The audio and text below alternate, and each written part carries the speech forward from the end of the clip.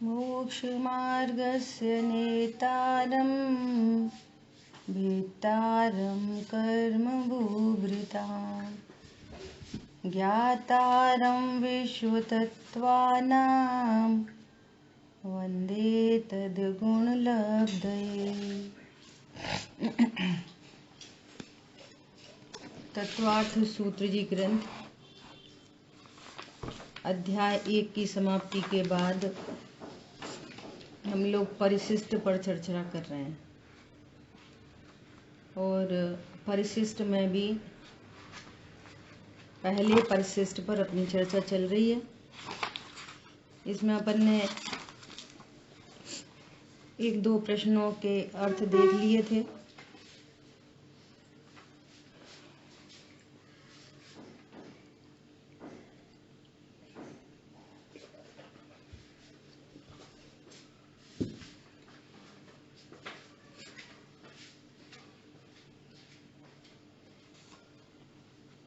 अभी अपन आज 4th point पे चर्चा करेंगे, है ना। 3rd पॉइंट तक अपनी चर्चा हुई। श्रद्धा गुण की मुख्यता से निश्चय सम्यक दर्शन की व्याख्या। अब 4th पॉइंट है ज्ञान गुण की मुख्यता से निश्चय सम्यक दर्शन की व्याख्या। यहाँ किसकी मुख्यता से बात चलेगी? ज्ञान गुण की मुख्यता से। अभी देखो, विपरीत अभिनिवेश रहित जीवादि तत्वार्थ श्रद्धान सम्यक दर्शन का लक्षण है। मोक्षमार्ग प्रकाशक पृष्ठ 320 पे और पुरुषार्थ सिद्धि उपाय श्लोक 22 इस पे ये बात कही है। नोट भी पढ़ लेते पहले। यह व्याख्या प्रमाण दृष्टि से है। इसमें अस्ति नास्ति दोनों पहलू बताए गए हैं। क्या बात समझ में आई? बहुत ही इम्पोर्टेंट बात है। क्या इम्पोर्टेंट बात है? ऊपर हेडिंग ही दिया हुआ है। बात चल रही है निश्चय सम्यक दर्शन की और कथन कहाँ से करेंगे? ज्ञान गुण की तरफ से, या कहो ज्ञान की पर्याय की तरफ से, है ना।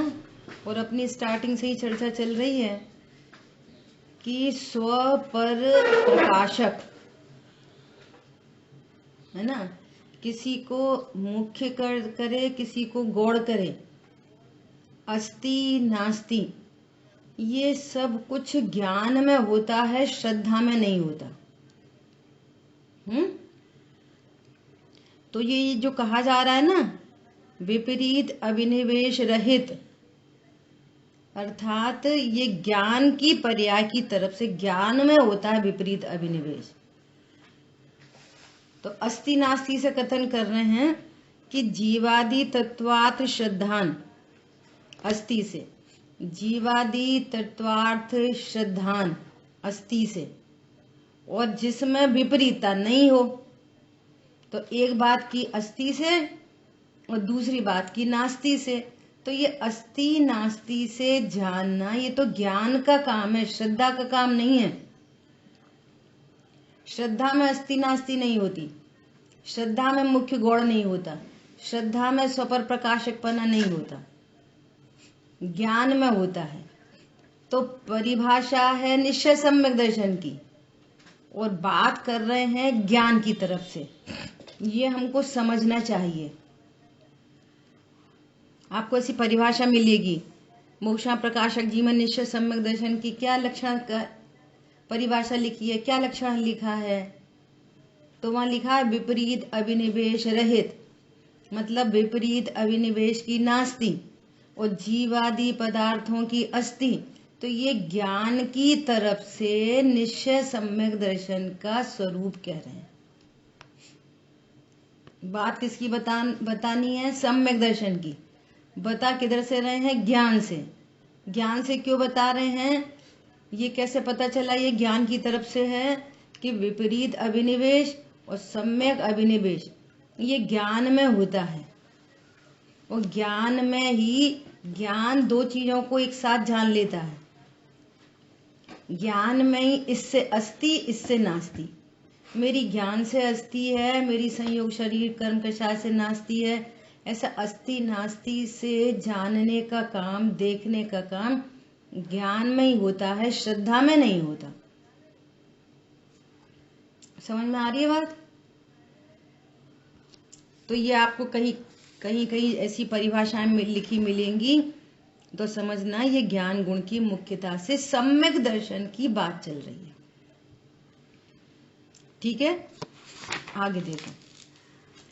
जीवादि का श्रद्धान सम्यक तो है, अर्थात जीवादि पदार्थों के यथार्थ श्रद्धान स्वरूप में आत्मा का परिणमन सम्यक तो है।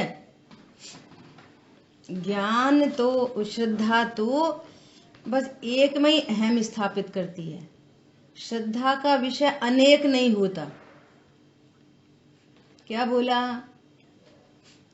श्रद्धा का विषय अनेक नहीं होता कि वो पदार्थों का श्रद्धान करे। श्रद्धा का विषय तो एक होता है। क्या एक होता है? या तो मैं एक शरीर हूं या तो फिर मैं एक आत्मा हूं।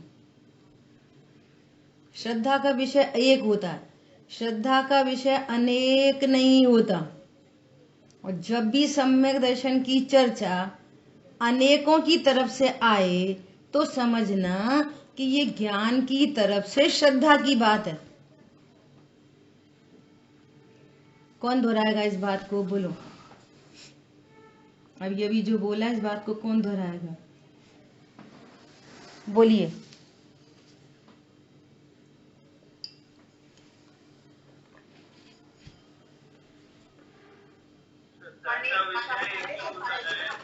ज्ञान की तरफ से बात है, श्रद्धा की तरफ से नहीं। क्यों? हेतु बोलो, हेतु बोलो। हाँ, ज्ञान के विषय अनेक होते हैं, श्रद्धा का विषय एक होता है। ठीक है, ऐसा। ठीक है,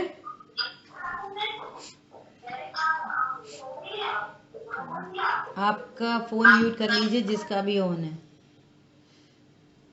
भूतार्थ, थर्ड पॉइंट।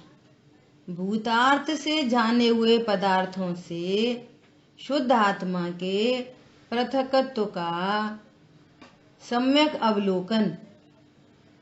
देखो, ये कहने का मतलब ये है, यहाँ जो इन्होंने कलेक्शन किया है ना, सम्यक दर्शन की परिभाषाओं का जो कलेक्शन किया है, सम्यक दर्शन के बारे में ऐसे ग्रंथों में कथन है, तो हमेशा समझना कि ये ज्ञान की साइड से श्रद्धा की बात है।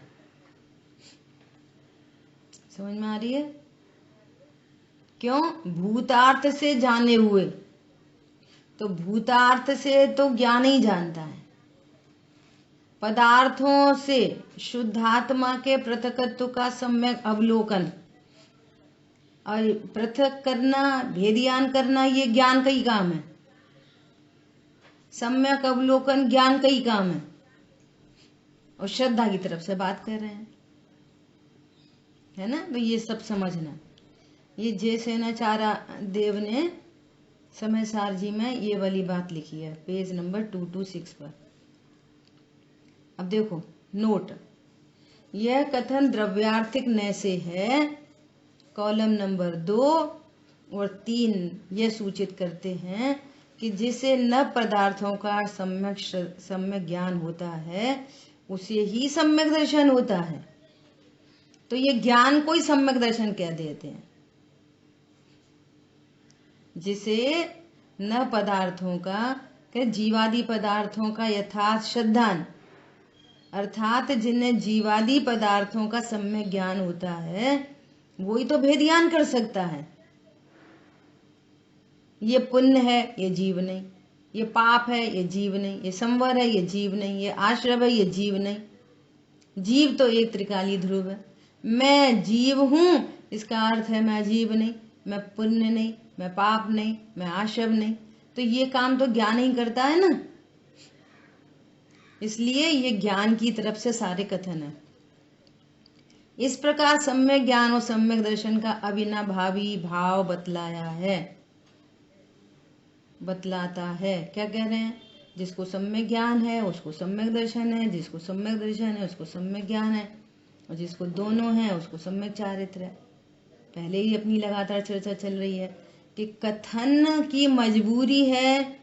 कथन 1 by 1 हो सकते हैं, परंतु मजबूरी है, वो तो 1 by 1 ही करना पड़ेगा। एक साथ तीनों का कथन कैसे किया जाएगा? परंतु यदि सम्यक दर्शन होता है तो वहाँ सम्यक ज्ञान, सम्यक चारित्र अविनाभावी रूप से रहते हैं। सम्यक चारित्र की बात चले तो वहाँ पर सम्यक दर्शन, सम्यक ज्ञान अविनाभावी रूप से रहते हैं। ऐसे तीनों पर्याय, यहाँ पे पुरुषार्थ की पर्याय भी लगा लो, सम्यक पुरुषार्थ, ये सब अविनाभावी रूप से होते हैं। पंचाध्यायी भाग दूसरे में ज्ञान की अपेक्षा से निश्चय सम्यक दर्शन की व्याख्या श्लोक 186 से 189 में दी गई है। यह कथन पर्यार्थिक न से है, वह निम्न प्रकार कहा गया है। ये ग्रंथों में सम्यक दर्शन के बारे में, सम्यक दर्शन कहाँ जहां की तरफ से भी कैसे सम्यक दर्शन की चर्चा है उसका यहाँ पर कलेक्शन किया है, उनका यहाँ स्वरूप बता रहे हैं। 186 गाथा में पंचाध्याय में कहा है, इसलिए शुद्ध तत्व कहीं उन नव तत्वों से विलक्षण अर्थांतर नहीं है, किंतु केवल नव तत्व संबंधी विकारों को छोड़कर नव तत्व ही शुद्ध हैं। भावार्थ, इससे सिद्ध होता है कि केवल विकार की उपेक्षा करने से नव तत्व ही शुद्ध हैं। नव तत्वों से कहीं सर्वथा भिन्न शुद्ध तत्व नहीं है। नव तत्वों में छिपी हुई आत्म ज्योति उसे प्रगटानी है। क्या कहना है कि जहां नव तत्व हैं वहीं तो त्रिकाली ध्रुव है। नव तत्व पर्याय रूप भाव है, नव तत्व पर्याय रूप भाव है, और जहाँ पर्याय है वहाँ गुण है, और जहाँ एक गुण है वहाँ अनंत गुण स्वभावी रूप से रहते हैं, और अनंत गुणों के पिंड को द्रव्य कहते हैं। सो त्रिकाली ध्रुव भगवान आत्मा इन पर्यायों में होते हुए भी इनसे भिन्न सदा शुद्ध एक जीव तत्व है। ये यहाँ पर कह रहे हो। ये भी किसकी तरफ से बात है? ये भी ज्ञान की तरफ से बात है। ज्ञान ही नव तत्वों से भिन्न भगवान आत्मा को छांट लेता है। ठीक है, देखो पहले अपनी बहुत बार चर्चा हो चुकी। रागिनी है इधर? देखो, शुद्ध जीव तत्व है ना, शुद्ध जीव तत्व। ये शुद्ध जीव तत्व किससे न्यारा है? जीव, अजीव, आश्रव, बंध, संवर, निर्जरा, मोक्ष। और आश्रव के दो भेद करो, पुण्य पाप। ऐसे नव तत्वों से न्यारा है कौन? नव तत्वों से न्यारा कौन है? मेरा जीव तत्व। बोलो, जीव तत्व। ठीक है, तो जो पहला जीव है ना, जीव अजीव, तो पहले जीव में कौन किससे न्यारा है? बोलो, पहले जीव में किससे न्यारा है? ये जीव तत्व जीव आदि 9 पदार्थों से न्यारा है। तो अजीब से न्यारा समझ में आ गई, आश्रव से न्यारा समझ में आ गई, जीव से न्यारा मतलब बोलो, अन्य जीवों से। ठीक है, 2 अपेक्षाएं बताई थी, अन्य जीवों से और भगवान आत्मा। भगवान आत्मा तो है ही, भगवान आत्मा ही तो न्यारी है, किससे? जीव से भी न्यारा है भगवान आत्मा। तो वो जीव की पर्याय से, हाँ, मतलब जो पर्याय होती है ना, उससे भी न्यारा है। कौन सी पर्याय? शुभ अशुभ दोनों। हाँ, शुभ अशुभ तो आश्रम में चले गए, आश्रम से न्यारा। मतलब समस्त विकारी पर्यायों से। मैं ओके बोलना चाह रही थी, फिर मैंने रोका अपने आप को, लाओ और क्लियर करते हैं। उधर ही ओके हो जाती और बात क्लियर नहीं हो पाती। समझ आई मैं क्या बोल रही हूँ? आपने बोला अन्य जीवों से भिन्न, मैंने बोला ओके। फिर आपने बोला पर्याय से भिन्न, तो मैंने कहा ओके। और मैं ओके करती तो आप आज शब्द से भिन्न समझते, फिर वो बात नहीं निकल के आती। समझ आ गई बात? रागिनी बोलो, तुम्हारा ही प्रश्न था और तुम्हारे प्रश्न का आंसर हुआ था। अब अपने को क्या समझ में आई?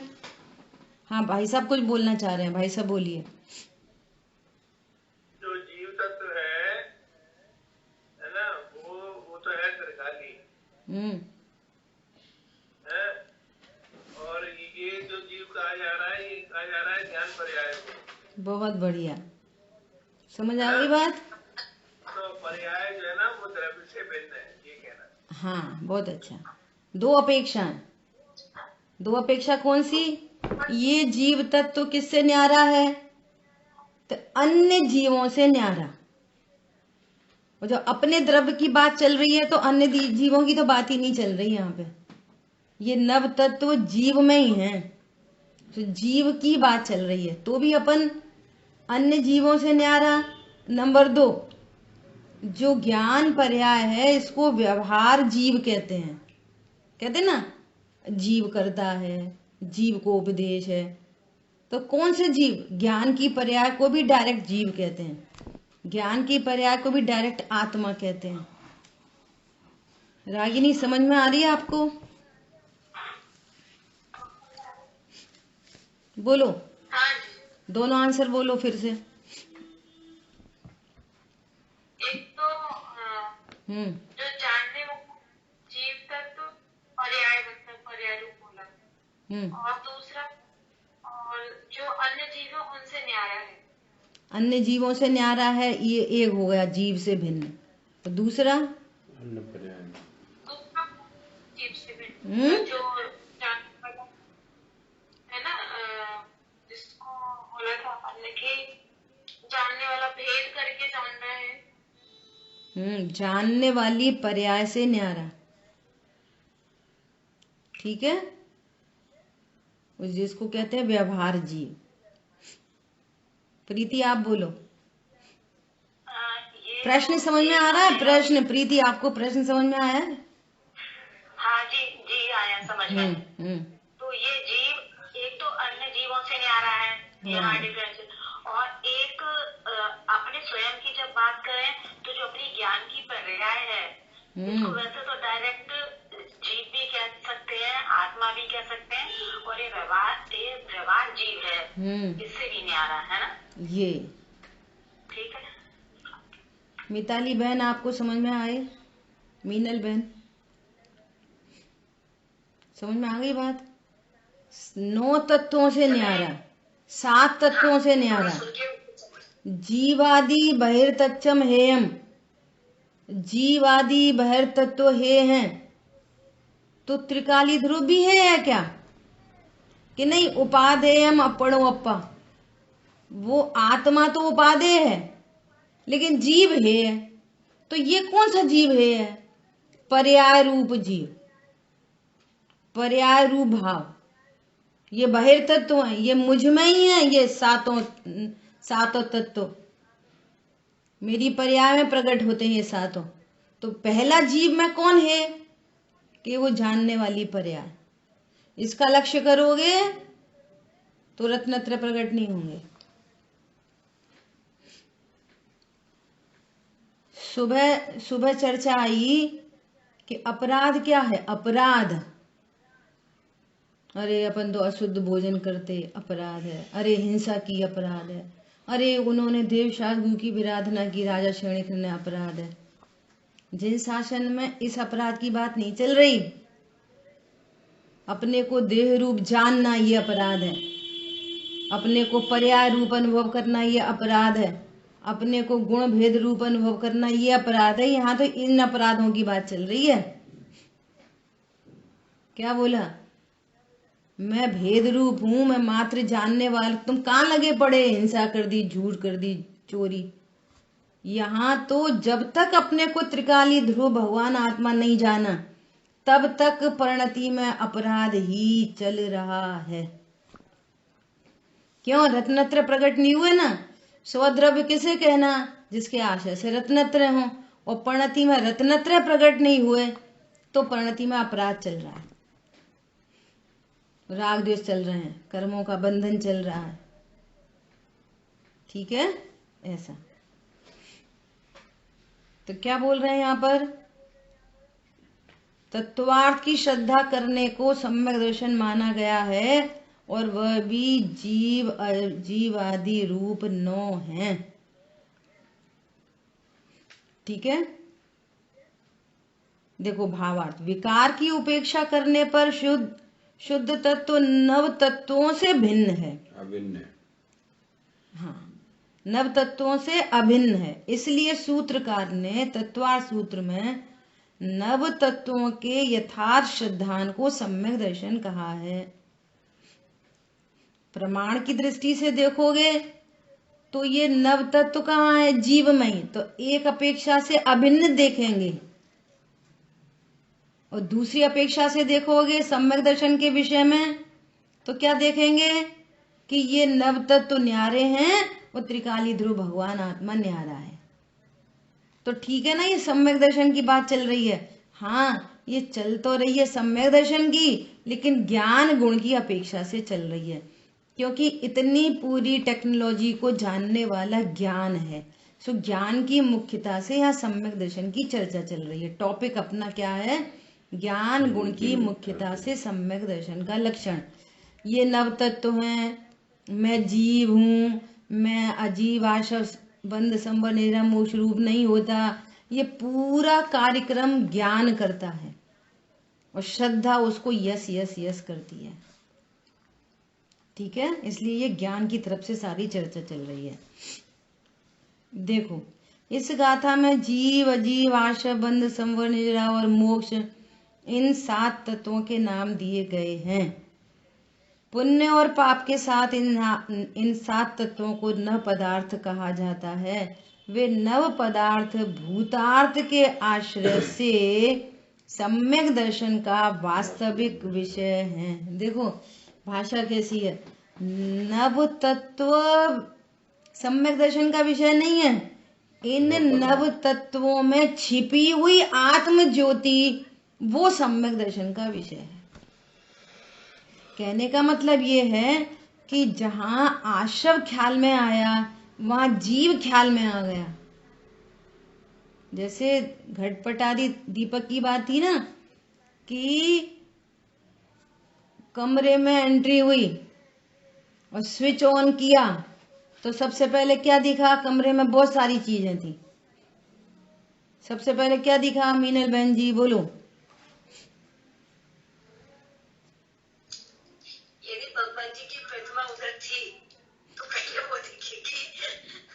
ठीक है, प्रकाश दिखेगा, उससे भी पहले प्रकाश दिखेगा। तो भगवान जी की प्रतिमा क्यों बोली फिर? हाँ, पहले प्रकाश दिखेगा। और प्रकाश देखना भी अपराध है। प्रकाशमान वस्तु के बिना प्रकाश किधर से आया? बराबर। तो सबसे पहले क्या दिखी? यहाँ पर प्रकाशमान वस्तु है, यहाँ ट्यूबलाइट है। ट्यूबलाइट है तो प्रकाश है, और प्रकाश है तो घटपट आदि प्रकाशित हो गए। तो क्या दिख रहा है? ट्यूबलाइट। दीपक के प्रकाश में पर पदार्थ, उस प्रकाश में पर पदार्थ तो दिख रहे हैं घटपट आदि, लेकिन दीपक नहीं दिख रहा। ऐसा हो सकता है? दीपक की रोशनी में वो उसकी एक जो लौ निकल रही है, उस लौ में सब कुछ झलकने लगा, सब कुछ दिखने लगा, घटपट आदि दिखने लगे, दीपक नहीं दिखेगा। सबसे पहले तो वही दिखेगा। वही दिखेगा पहले तो। अनादि से गड़बड़ क्या चल रही है, अनादि काल से क्या गड़बड़ चल रही है? पर प्रकाशित हो रहे हैं, भगवान आत्मा प्रकाशित नहीं हो रहा। प्रश्न है, भगवान आत्मा के बिना ये शरीर है ये कौन जान लेगा? डेड बॉडी जान लेगी कि ये शरीर है? बराबर। जो कुछ दिख रहा है वो ज्ञानवान देख रहा है, वो मैं हूँ। हर समय जाननहार जानने में आ रहा है। इसलिए कह रहे हैं नव तत्वों में छिपी हुई वो आत्म ज्योति, वो आत्म ज्योति है, वो सम्यक दर्शन का विषय है, ये कहना चाह रहे हैं। ठीक है, नोट, यह ध्यान रहे कि यह कथन ज्ञान की अपेक्षा से है। टॉपिक यही चल रहा है। दर्शनापेक्षा से सम्यक दर्शन का विषय अपना अखंड शुद्ध चैतन्य स्वरूप परिपूर्ण आत्मा है। यह बात ऊपर बताई गई है। क्या कह रहे हैं? दर्शन उपयोग का भी और एक अलग न्यारा काम है। दर्शन उपयोग तो सामान्य का प्रतिभास करता है, तो दर्शन उपयोग का विषय तो एक सामान्य आत्मा है, उसमें किसी के भी भेद हो, वो तो एक सामान्य आत्मा को ग्रहण करता है, परिपूर्ण आत्मा को ग्रहण करता है, सामान्य उपयोग। लेकिन ज्ञान उसमें भेद डाल देता है कि ये आश्रव है, ये बंध है, ये अजीव है, ये व्यवहार जीव है, ये मात्र ज्ञान की पर्याय है, ये ध्रुव है। तो ज्ञान ध्रुव को यश करता है, ओ यही मैं हूं, तो श्रद्धा भी उधर यश डाल देती है, तो सम्यक दर्शन प्रकट हो जाता है। ठीक है, ये सम्यक दर्शन की व्याख्या ज्ञान के एंगल से चल रही है। शुद्ध चेतना एक प्रकार की है, क्योंकि शुद्ध का एक प्रकार है। देखो, जहां एक होता है ना, जहां एक, वहीं शुद्धता होती है। जैसे मान लिया मिर्ची है, पिसी हुई मिर्ची, और पिसी हुई मिर्ची में एक बूंद शुद्ध घी डल जाए तो मिर्ची कैसी हो गई? अशुद्ध। पॉइंट समझ में आया? जहां एक है वहां शुद्धता है, और जहां दो का प्रसंग बना वहां विसंवाद है, वहां अशुद्धता है। तो क्या कह रहे हैं? शुद्धता एक प्रकार है, शुद्ध चेतना में शुद्धता की उपलब्धि होती है, इसलिए वह शुद्ध रूप है, और वह ज्ञान रूप है, इसलिए वह ज्ञान चेतना है। ये पंचाध्याय में ये वाली बात लिखी है। अब वो उस शुद्ध ज्ञान चेतना में जो झलकती हैं पदार्थ, वे अनेक हैं, लेकिन ज्ञान एक है। जैसे दर्पण में अनेक प्रकार की चीजें झलकने पर दर्पण अनेक प्रकार का नहीं हो जाता, इसलिए दर्पण शुद्ध बना रहता है। क्या कहा? दर्पण की शुद्धता क्यों कायम रहती है? शुद्धता मतलब कि वो किसी अन्य रूप नहीं हो जाता, कंटेमिनेट नहीं हो जाता, खराब नहीं हो जाता, कोई उसमें आ नहीं जाता, उसमें से कुछ चला नहीं जाता, इसका नाम है शुद्धता। दर्पण में वैसा ही रहता है। हाँ, जो वस्तु जैसी है वैसी ही रहती है, इसका नाम है शुद्धता। देखो, ये बहुत बड़ा मर्म है, ये बहुत बड़ा। क्या बड़ा मर्म है? कि ऐसा त्रिकाली ध्रुव भगवान आत्मा मैं हूं, ऐसा आगम से, युक्ति से, न्याय से ये वाली बात ख्याल में आए तो वो शुद्धता को प्राप्त होता है। बाहर में कुछ हो गया, संयोगों में मैं तो सदा एक रूप रहता हूँ, संयोग बदल रहे, कम हो रहे, ज्यादा हो रहे, मैं तो सदा हूं, ये वो शुद्धता का सेवन कर रहा है।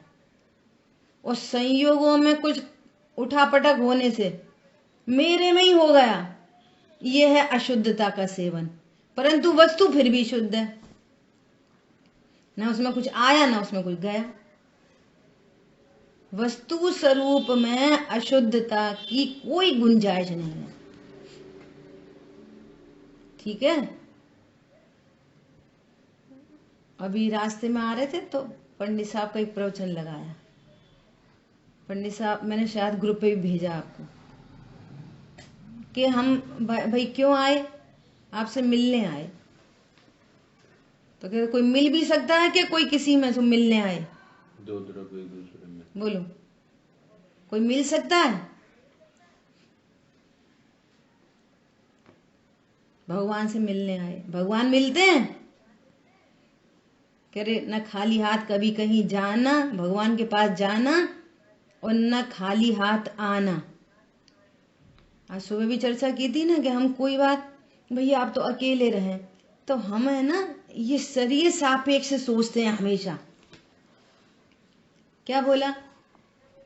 शरीर सापेक्ष सोचते हैं, नहीं भैया हम तो अकेले रहेंगे, भैया हमारे बच्चे बहुओं से नहीं बनती, हम तो अकेले रहेंगे। तो अकेला मतलब, अकेले रहने का मतलब पता क्या है? क्षेत्र से छोड़ के अकेले रहने का मतलब अकेला नहीं है। यहां अपने को अकेले, देह से भिन्न अकेला देखना, संयोगों से भिन्न अकेला देखना, अकेले रहना है। तुम ज्ञान हो तो तुम ज्ञान से बात करो।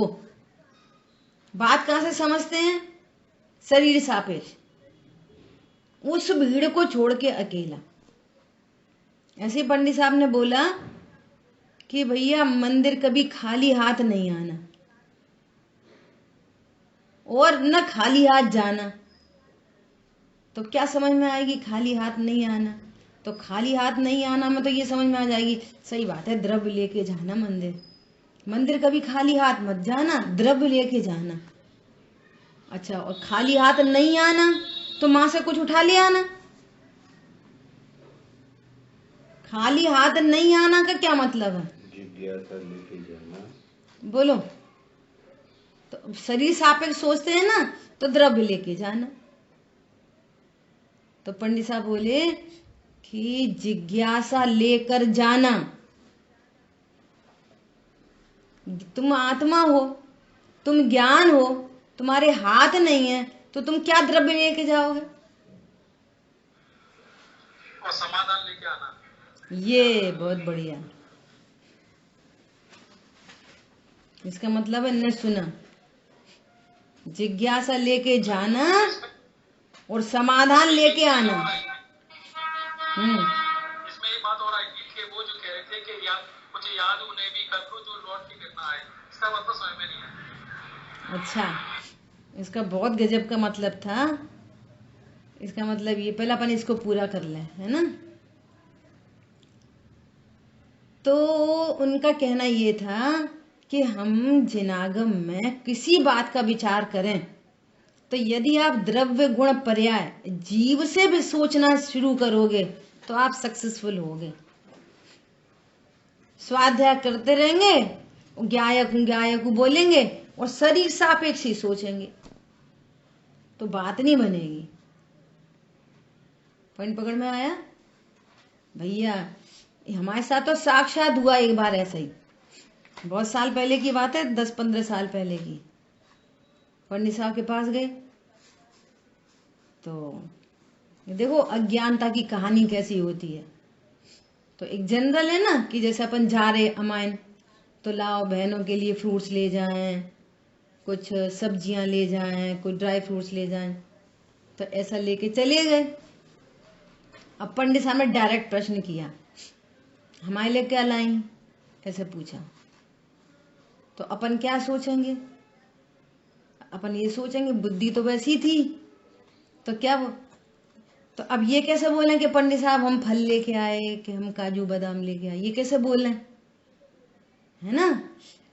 तो अब क्या सुन, नहीं पंडित साहब हम तो कुछ नहीं लाए, कुछ नहीं लाए। बोल रहे कुछ नहीं लाए, कुछ नहीं लाए, वो अंदर में मान के शायद चल रही है हम तो लाए हैं, अब अपना बड़प्पन थोड़ी बताएंगे। नहीं पंडित साहब हम तो कुछ नहीं लाए, कुछ नहीं लाए। पंडित साहब बोले अच्छा, खाली हाथ आई? तो भी अपन अपने को बड़ा अंदर अंदर में बड़ा खुश प्रसन्नता महसूस कर रहे हैं। गलती समझ में आ रही है? नहीं पंडित साहब हम क्या लाए, हम क्या, ऐसा कहते ना लोग आपस में, अरे भैया हमने तुम्हारे लिए क्या करा, हम क्या लाए, हम क्या लाए, बड़प्पन बताने के लिए। ये बड़प्पन है, ये कोई दीनता है ये। पंडित साहब बोले अरे जिज्ञासा नहीं लाई, ओ घड़ों पानी गिर गया। बोलो अपनी दृष्टि कहाँ पुद्गल पे नाचती है, बोलो कहाँ जा रही थी दृष्टि? कचरे में। जिज्ञासा, और सुनते से ही इतना रोमांच हुआ, कल्पना नहीं कर सकते। ऐसा वो हो, ये है, इसका नाम है जीव परिणाम। कहां से विचार करते हैं? वही शरीर और सामग्री। पंडित साहब बोले जिज्ञासा नहीं लेके आई, फिर बोले विशुद्धि नहीं लेके आई, बोलो ऐसे चले गए, कोई विशुद्धि नहीं लेके आए। ओहो, एकदम आंखों में पानी आ गया, एकदम ऐसा एक एक रोम रोम खड़ा हो गया वहीं पे बैठे बैठे। ये क्या कहना चाह रहे हैं? कितनी बड़ी बात है, ये समझ में आई हो, वो जीव है और ये जीव की पर्याय है। ज्ञानी कौन? कर लो उससे बात उधर। आगे बात समझ में? जिज्ञासा नहीं लेके आए, फिर तो क्या कहा? मंदिर जाओ जिज्ञासा लेके जाओ, और मंदिर से कोरे नहीं लौट के आओ, समाधान लेके जाओ। इसका नाम है खाली हाथ नहीं जाना। रोज चले गए अपनी सुना के, कुछ पूजा करके, कुछ पाठ करके, कुछ स्वाध्याय करके वापस। समाधान तो कुछ है ही नहीं। घर में आके फिर वही झंझट। अरे भैया शरीर से परेशान है, समाधान नहीं लिया कि शरीर दुख का कारण नहीं। ये समाधान नहीं लिया कि संयोगों से न्यारे। देखो परमात्मा विराजमान है संयोगों से न्यारे। ये समाधान लेके आना। इस विश्व में कोई पर पदार्थ दुख रूप नहीं है। जिसने अपने स्वभाव को जाना वो अनंत सुखी हुआ। सुखी होने का यही उपाय है, पांचों परमेश्वरी दर्शा रहे हैं। इसका नाम है समाधान। समाधान लेके आओ मंदिर से। पॉइंट समझ में आया? परम औदारिक देह और अनंत चतुष्ट। यदि देह दुख का कारण होता तो अनंत चतुष्ट कैसे प्रकट होते? देह में तो वहां विराजमान है, और समअवसर जैसी विभूति है संयोग। तो संयोग कहाँ दुख के कारण है? शरीर कहाँ दुख का कारण है? ये समाधान लेके आना, जिज्ञासा लेके जाना और समाधान लेके आना। प्रभु मैं अपने अनंत दुखों, मुझे ये जिज्ञासा है कि आप कैसे सुखी हुए, किस विधि किए कर्म चकचूर। बहुत सुंदर भजन है। एक तो स्वामी तुम परम दिगंबर, पास न तिल तुष मात्र हुजूर। दूजे जीव दया के सागर, तीजे संतोषी भरपूर। किस विधि किए कर्म चकचूर। आपने कर्मों को कैसे चकचूर कर दिया? तुम तो परम दिगंबर हो, पास में तिल के समान कोई चीज नहीं है, और इतने सुखी हो, प्रचुर सुखी हो। तो ये समाधान लेके आना। ये और जो अजय भैया का प्रश्न है कि लोक, पंडित साहब ने कहा लोक में भी जो सेना में चले जाते हैं, है ना, तो उनके लिए भी राष्ट्रीय गीत गाया है क्या? कुछ याद उन्हें भी कर लो जो लौट के फिर ना आए। ऐसा बोला पंडित साहब। अर्थात कि अरे जो लोक में भी जो अपने देश के लिए निकल के चले गए और भी लौट के वापस आ गए तो उनको भगोड़े कहा जाता है। उसको कायर कहा जाता है। तुम सीमा के लिए, सीमा की सुरक्षा के लिए फौज में भर्ती हुए और लौट आए घर पे, तो उसको कायर कहा जाता है, भगोड़ा कहा जाता है उसको। और जो वहीं चले गए और वहां जाके जिन्होंने अपने देश के लिए जान कुर्बान कर दी, उनको याद किया जाता है, उनके लिए सलामी दी जाती है। ऐसे ही तुम रत्नत्रय के पथ पर निकले हो, तुम लौट के मत आओ इधर घर को। घर को मतलब घर में नहीं, घर को मतलब अपने नहीं। घर को अपना मत जानो। रत्नत्रय के पथ पर निकले हो ना, तो लौट के नहीं आओ मैं शरीर हूं, मेरा घर है, मेरी पत्नी, मेरे बच्चे। निकल गए ना इधर से निर्णय करने के लिए, तो निकल ही जाओ, अब लौट के नहीं आना। मैं भेद विज्ञान करके ही रहूंगा, मैं पारमार्थिक सुखी होके ही रहूंगा, लौट के नहीं आना। और जो लौट के नहीं आए ना, जब वे लोग लौट के नहीं आए तो उनको जगत आज याद करता है, उनकी सलामी दी जाती है। ऐसे ही जो रत्नत्रय के पथ पर निकल के जो मिथ्यात्रय के पथ में वापस नहीं आए, वे त्रिलोक पूज्य हो गए, ये कहना चाह रहे थे वहां।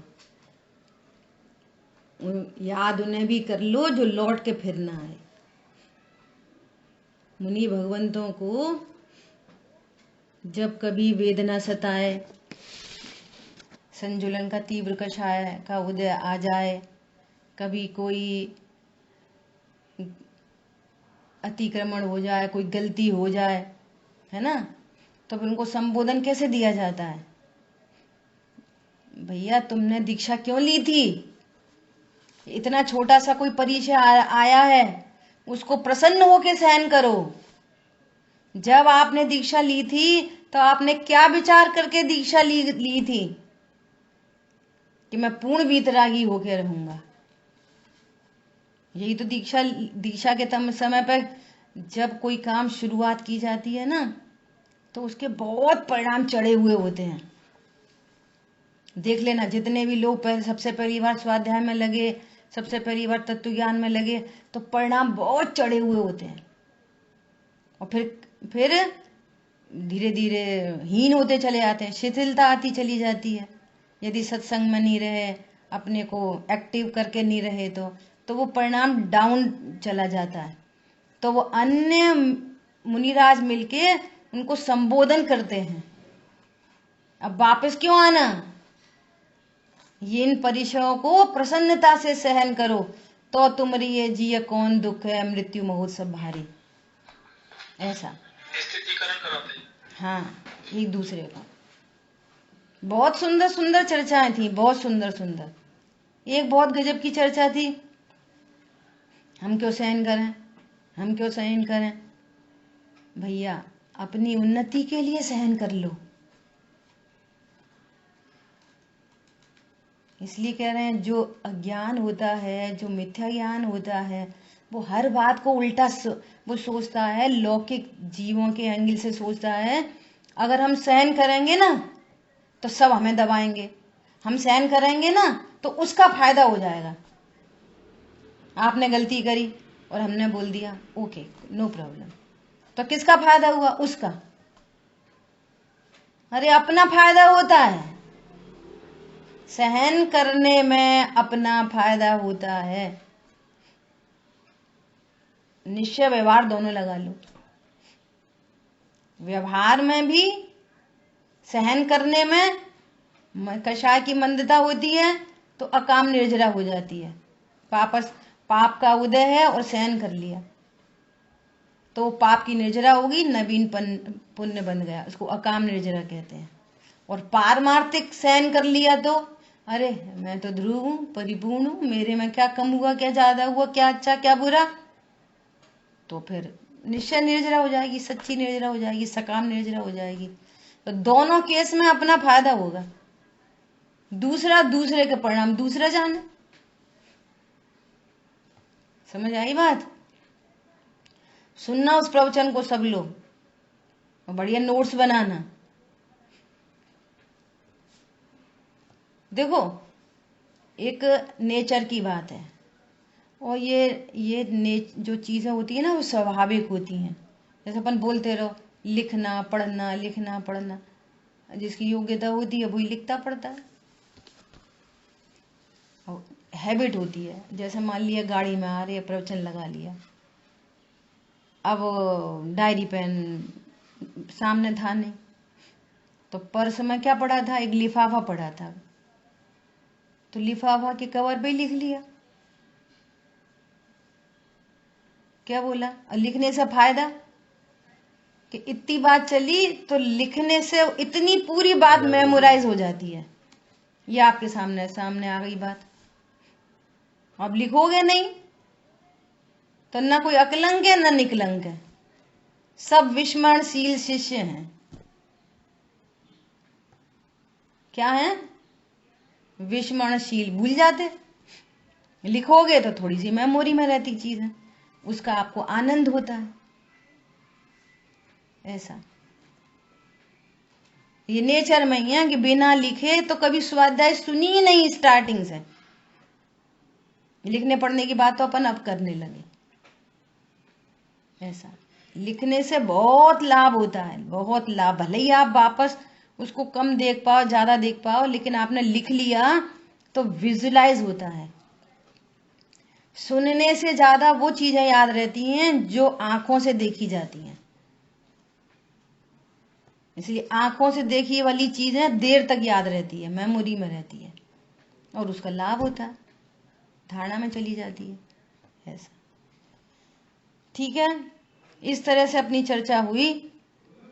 देखो आगे क्या कह रहे हैं। सभी सम्यक दृष्टियों के यह ज्ञान चेतना प्रवाह रूप से अथवा अखंड एक धारा रूप से रहती है। देखो अब तो रिटिन में मिल गया। एक बार तत्व निर्णय किया, किसी जीव को सम्यक दर्शन प्रकट हुआ, तो वो ज्ञान चेतना है ना, मैं त्रिकाली हूं, ध्रुव हूं, ये अखंड रूप से प्रवाह रूप रहती है, वो बहती रहती है। बाहर में कदाचित लड़ाई झगड़े का परिणाम, वो उपयोगात्मक भी लड़ाई झगड़ा ज्ञान में विषय बन रहा है, लेकिन तो भी मैं ध्रुव हूं, ध्रुव हूं, ध्रुव हूं, ये बह रहा है। ये ज्ञान चेतना अखंड रूप से बहती है। और श्रद्धा तो सम्यक हो ही गई एक बार, वो अखंड रूप से बहती है।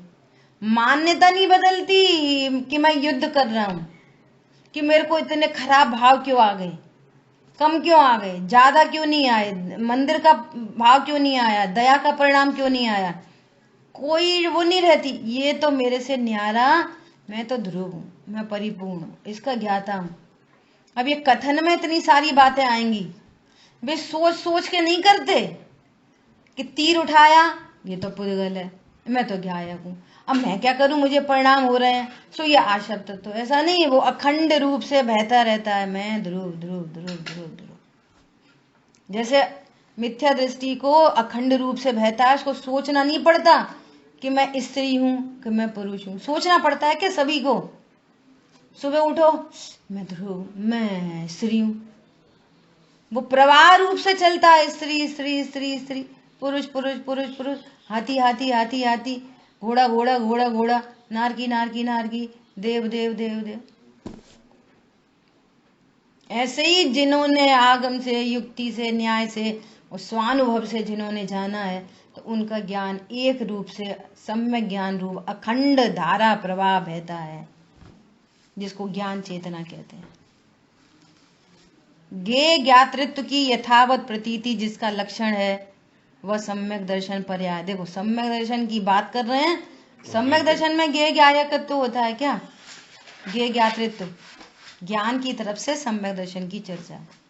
आत्मा से आत्मा को जानने वाला जीव निश्चय सम्यक दृष्टि है। समय अपना हुआ है, इस पॉइंट पे अपन कल चर्चा करेंगे, 7th पॉइंट पे। 2 आत्मा लिखी हैं। पहले तो आपसे सुनेंगे कि ये आत्मा से आत्मा को जानने वाले का क्या अर्थ है, और चर्चा हो चुकी है, तब आप डायरेक्ट भी बता सकते हो, विचार करके तब कल क्लास में आना, ठीक है। नहीं विचार करो तो भी आ जाना, हम तो विचार कर नहीं पाए तो हम आए नहीं, तो दूसरों के विचार सुन लेना, ठीक है। चलो, जिन वाणी के ज्ञान से सूझे लोकालोक, सुवाणी मस्तक नमो सदा ते तुम दो। बोलिए द्वाशांग मई जिनवाणी माता की जय हो। जय जिनेन्द्र सभी को।